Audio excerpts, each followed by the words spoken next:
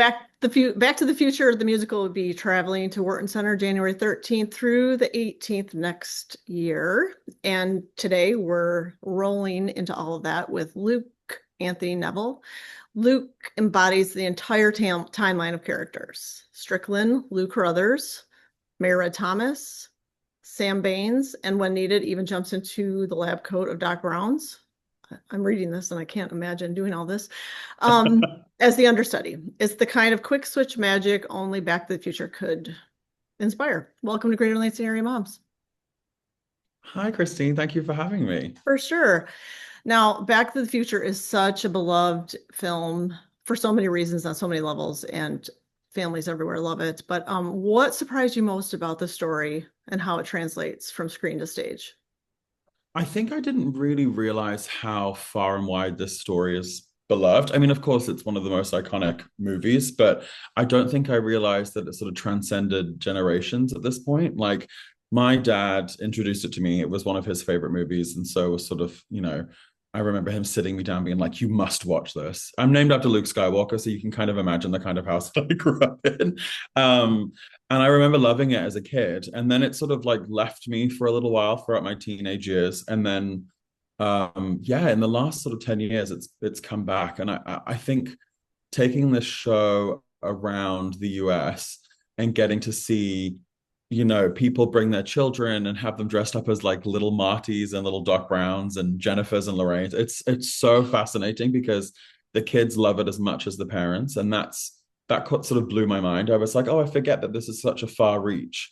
And doing it in a musical version, you're sort of watching nostalgia happen live for these people that have grown up with the movie or who know it so well like the back of their hand, and sort of get caught off guard with like something that's maybe delivered a little differently, through song or these huge technical choreographed numbers. So yeah, sort of getting to see people grapple with this again is really fascinating to watch, because people are having like visceral responses of joy, which is of course what you want as a performer. But yeah, it's I just didn't realize how beloved it was in this scale. I I'm looking forward to it. I rewatched the movie last night, and I was like, wow, I forgot so much. So I'm really looking It's so forward to it. whimsical, isn't it? It's like there's something about it that is just like it's timeless, even though it's specifically in the 80s and the 50s. But I think for me it's the seeing your parents in their teenage selves that's like the thing that draws me back all the time. I'm like, I would give anything to get to see what my parents were like in the UK in the 80s and 70s, like just getting to see them run amok in that time period. So maybe it's that, but I feel like there's a character for everyone as well, which is really fun. Well, that's interesting because we hear the stories of our parents, like how they met and things they did and places they went, but it's not the same. And you're right, to be able to time travel back to even a bird's eye view, not maybe Yeah, I don't know if hanging I out need with to be your mom. involved in that story. Yeah, I don't know if I need to be involved with my parents' story, Right. but maybe just to prove some points of like, well, we never did that as kids. I'm like, I bet you did. Like, that's just sort of maybe it's self-serving that I want to see them as their Right. teenage selves. But That's yeah, it would be fascinating to watch. now playing all of these roles. How do you mentally and physically shift between these characters throughout the performance? It's funny. It's sort of initially when I was learning all of these different roles, they happened so fast and furious that I didn't really have time to think about what I was taking on. It was more about, okay, let's really find what differs these characters. Yes, through costumes and hair and all these amazing elements from our team here on the ground, but also like just character wise, I'm also British and I'm playing 8 American characters. So it was really fun for me to sort of research the different ways in which I wanted to approach all of them.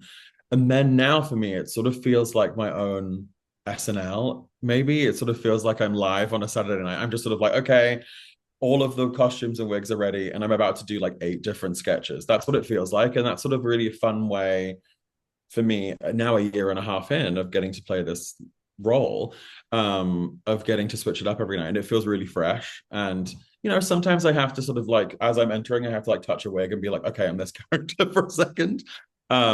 But I love it because it just feels every night one of them will stand out maybe a bit more than the other.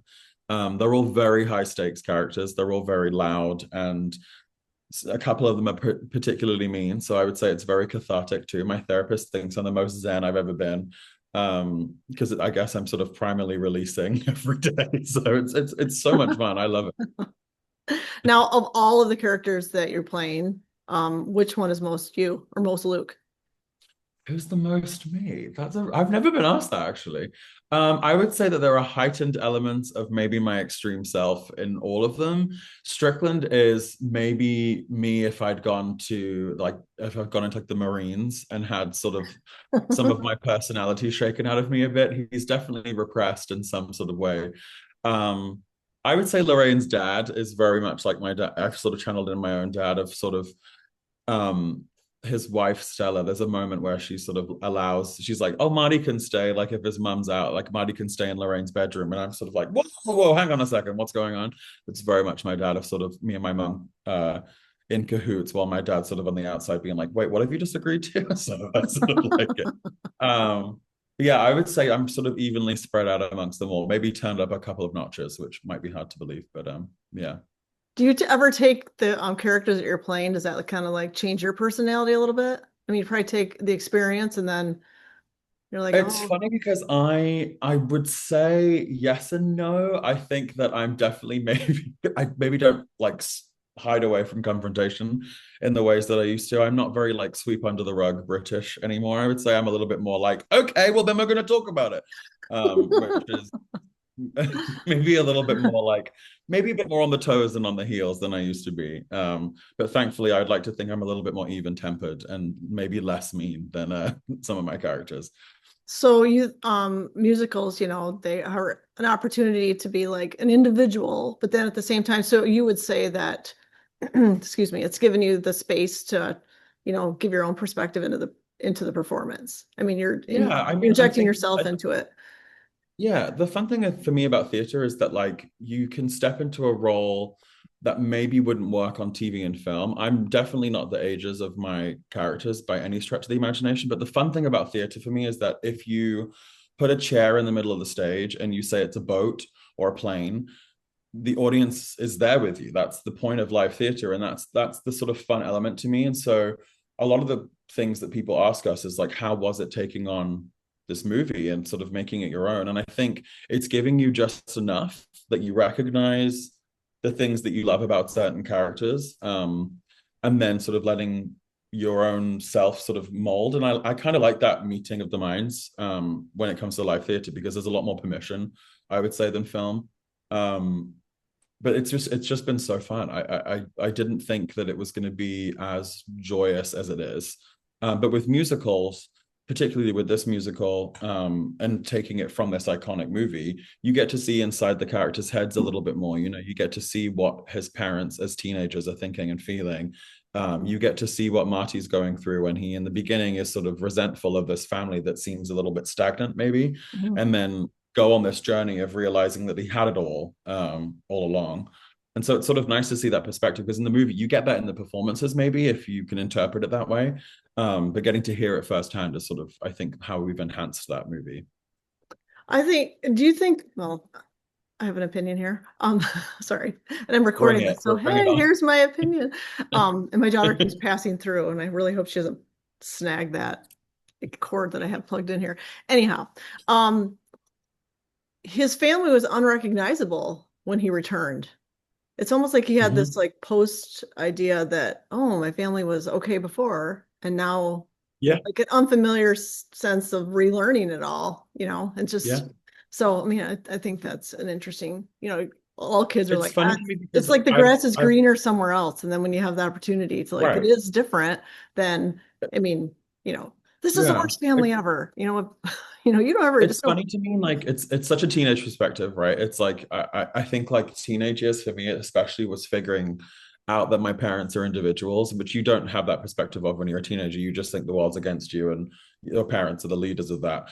And then when you sort of enter your early 20s, at least for me, is when I started going like, oh, my mum is also Jane and my dad is also Tony, and they are humans and have made their own choice. And you start to sort of grapple with that. And so for Marty, I think he sort of has that lesson earlier than maybe we would. And I think you're right. I think at the end, I remember watching it as a kid and sort of being like, oh, he's got this new shiny family that are now all successful.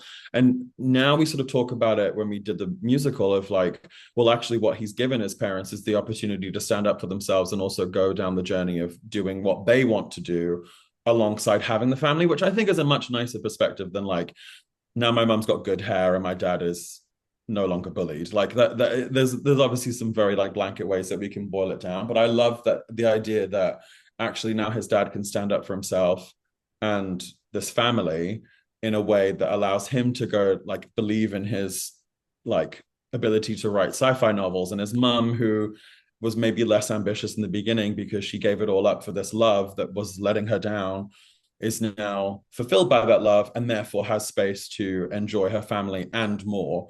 And so I like that sort of made me go like, oh yeah, that makes more sense. Because in the beginning, of course, we're seeing it through Marty's eyes, which is like, my mum looks great. My dad no longer has a bully and he's cleaning the car in the garage. So it's just a very funny sort of perspective part of it, I guess.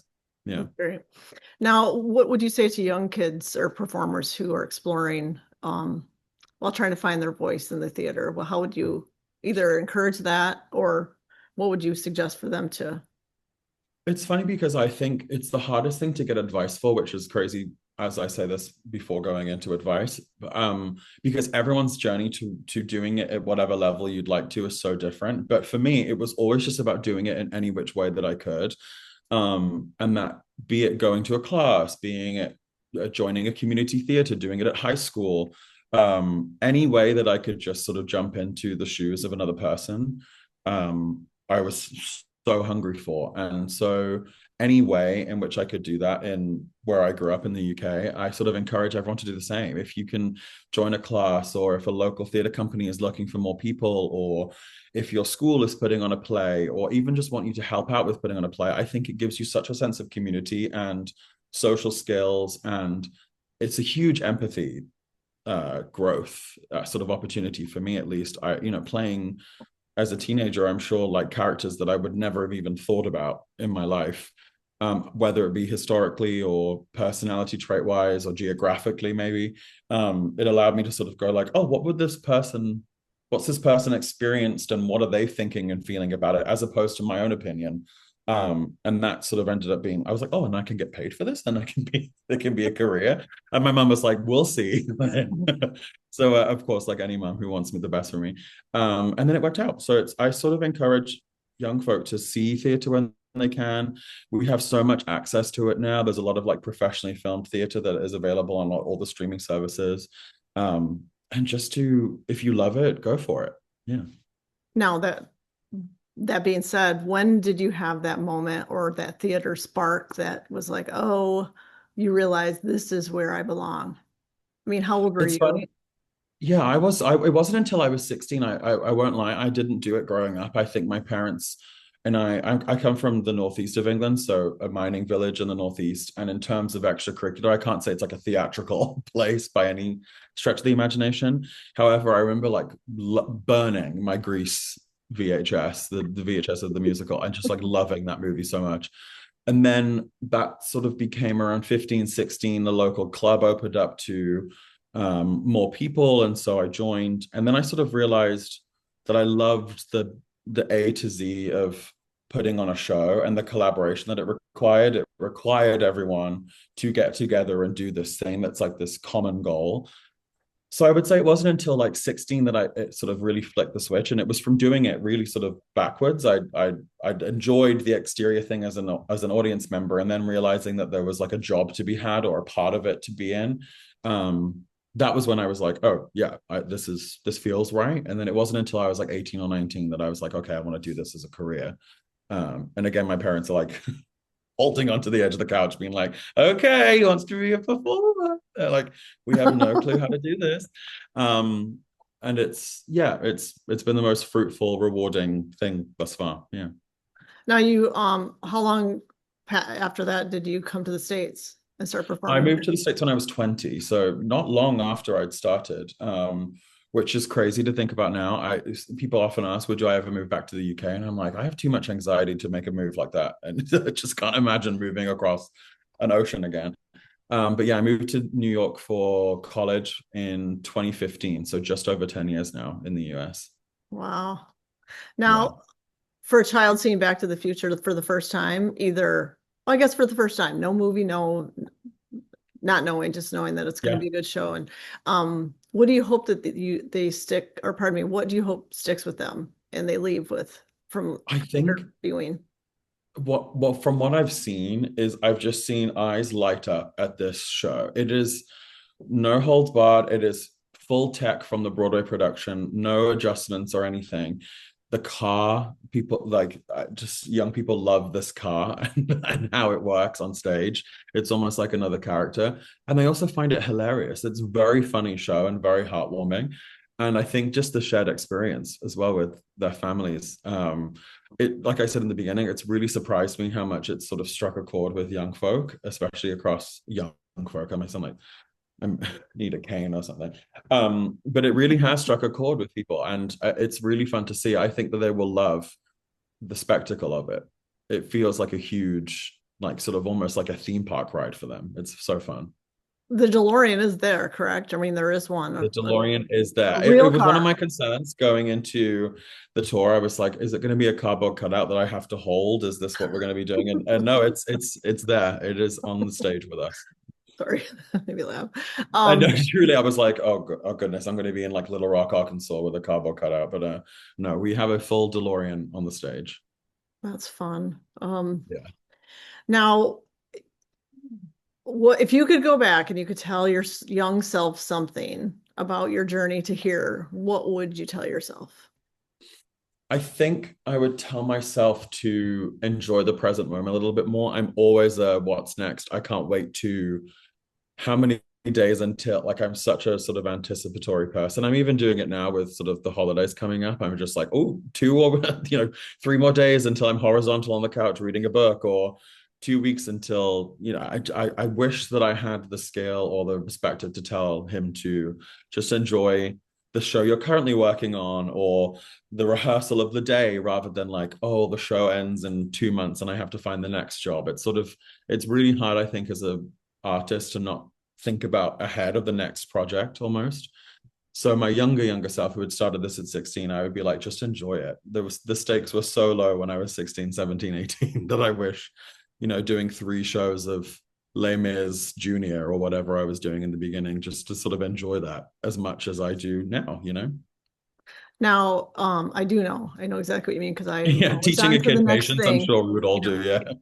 no, it's like anticipating what's coming next and also making the dogs barking. I apologize. This is He agrees. real life here. Now when you come to a city, a new city, or have you ever been to Wharton Center before? I have not been to Wharton Center. The closest we've been, we were in Detroit, and I stayed in Ann Arbor, which I know is not particularly close. But in Ann Arbor was where we stayed when we were in Michigan. But I've never been to East Lansing now. Well, it's pretty great. We think it's pretty cool here. Is there anything that you look forward to at each stop or something you try to do? I'm I'm a coffee drinker, so I'm a big coffee drinker. I always look for bookstores. I always look for thrift stores and consignment stores. And then sort of like a local artist co-op or some sort of like local artist venue. And those like 4 things I think sort of really create like a nice sort of first day out and where I'm going. I just did it. We're in New Orleans right now, and so I just sort of immediately was like bookstores, coffee, artist shops, gifts, just sort of did a little map for me to walk around. And it's just the best way to see it. So I'm really looking forward to seeing what East Lansing has to offer. Well, we can help you I'm with the ready for map. some coffee. Please do. Please And we do. also can bring the dog that was just drinking water while you were talking. So Perfect. that's Bring it over. We'll all get hydrated. awesome. I'm so embarrassed. I Um, love it. This is real. This is real. well, I appreciate you saying that. Um, I is might not have a there, dog barking, but my partner is asleep in bed, so he's having to deal with the same thing. I'm sure Wharton Center loves this. Thank you, Wharton Center, for setting up this interview. And I now have my dog in the background. So real life, real life. And speaking of, say hello. Hi. Hi, we can't wait to see you. So I can't wait to see you. Can't wait to see you. Okay, now go be quiet again. Okay. Thank you. Okay, again, real life. Is there anything you bring with you to like you travel with that makes you feel like home or makes it feel like home? My mum did get me a Kindle to go on tour with because she said you can't lug around physical copies of books. Alas, I do pick up just constant copies of books. So my trunk is resembling a sort of public library at this point. But it's been really hard to sort of dress for the different like the temperatures everywhere. In England, it's sort of like a catch-all. This is what the country feels like. So it's very funny to be last week we were in Dayton, Ohio, where there was a snowstorm, and we're currently in New Orleans where it couldn't be warmer. So it's my trunk and my suitcase look like a sort of very haphazard um selection of varying warmth and cold and summer and winter clothing items. So I try and prepare as much as possible, but it's very tricky because we sort of zip zap zop around the US. Yeah. Yeah, your tour But books schedule is are a all big over. thing. It's like it's kind of Yeah. like I was taking Which a I look at kind of like because it shakes it up, but books for me are like the big grounding thing of sort of being able to have like a story with me while I'm on tour. being said, do you use the Kindle mom bought you? I do. I try and do like for every three physical copies, I'll do a Kindle book and try and make sure she feels seen and heard because I very much appreciate it. But there's nothing like a physical copy of a book, Yeah, I like personally. the Kindle idea, but it doesn't usually fit in my bag like a book does. I Or also don't feel guilty if I go to a local bookstore and I get like 3 or 4 books. I'm like, this is guilt-free. It's print. I'm keeping print alive, you know? yeah, there's a lot of options here. So yeah, So we'll send excited. you a little few actually link to a guide to all of them in the area. So I would hopefully love that. I would love that. well, I That's appreciate perfect. your time. And one more question. You may have kind of touched on it, but what do you hope audiences leave the theater feeling or thinking about? I hope that audiences get to experience this with their families. I would really hope, or someone they love, or someone they care about.